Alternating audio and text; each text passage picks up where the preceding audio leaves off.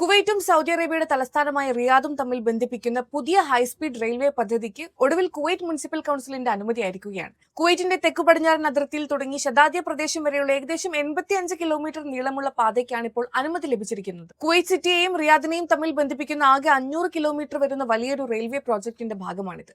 പൊതുമരാമത്ത് മന്ത്രാലയത്തിന്റെ ആവശ്യപ്രകാരം റെയിൽവേക്ക് വേണ്ടിയുള്ള സ്ഥലം കൌൺസിൽ ഇപ്പോൾ ഔദ്യോഗികമായി നിശ്ചയിച്ചു നൽകിയിട്ടുണ്ട്. ഈ വർഷം അവസാനത്തോടെ തന്നെ ഇതിന്റെ നിർമ്മാണ പ്രവർത്തനങ്ങൾ ആരംഭിക്കുമെന്നാണ് റിപ്പോർട്ടുകൾ.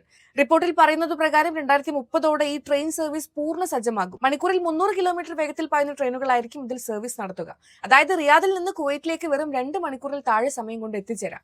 ഒരു ദിവസം 3 ട്രിപ്പുകളാണ് ഇപ്പോൾ പ്ലാൻ ചെയ്തിരിക്കുന്നത്. സത്യത്തിൽ ഈ പ്രോജക്ട് വെറും ഒരു കുവൈറ്റ് സൗദി യാത്ര മാത്രമല്ല, ഗൾഫ് രാജ്യങ്ങളെ മുഴുവൻ ഒന്നിപ്പിക്കുന്ന 2200 കിലോമീറ്റർ നീളമുള്ള വലിയൊരു റെയിൽ ശൃംഖലയുടെ ഭാഗമാണ്.